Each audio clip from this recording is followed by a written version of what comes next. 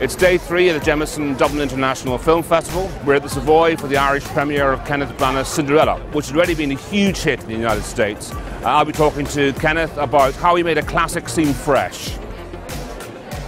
You try and find the ways in which you can bring something new to it, which include, in our case, being able to show Cinderella's background, her mother and father, this functioning relationship, and little about how her character's been formed, that she reads, that she is good with animals. You get a chance to, as distinct from, say, that Disney 1950 film, allow her to meet the prince before she sees him at the ball, have a relationship develop. The big questions people ask about Cinderella now is why doesn't she leave that house? Why doesn't she punch the stepmother on the nose? You get a chance to understand a little bit of that through taking a bit of time. We don't have so much musical numbers in our picture, we don't have so much cat and mouse action, but we get a lot more human drama. How much control do you creators have when Disney are such a powerful beast? I mean, were you allowed to do whatever the heck you wanted, or was there a thumb pressed on the scale for Disney occasionally? I think somewhere between those two things. I didn't feel like there was a thumb pressing anything in particular.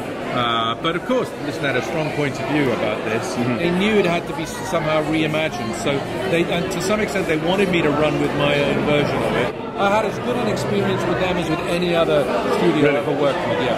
Well, what about 3D? The fact that it's not in 3D. I think this is interesting. A lot of us critics are a bit wary of 3D. We're delighted that it wasn't in 3D. Was that your decision? Because that brings in more money. It does, brings in a lot more money. But I think you have to have a really sort of legitimate creative reason why that's appropriate. I personally didn't.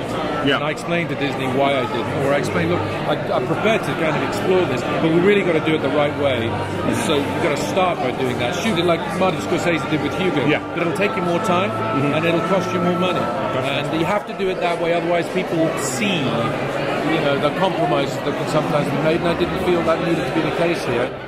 You're getting a Volta Award named after James Joyce's cinema tonight for Lifetime Achievement. Does it feel a bit early for Lifetime Achievement? How comfortable are you with that? I think it is a little bit early, but listen, my mum told me that if people are kind enough to ever give you a prize or a pat on the back, please be polite enough to say thank you very much. So maybe they can put a little bracket on the front saying, you know, early or first part of career, well done, would be nice. Okay, thank you, Ken. Thank you.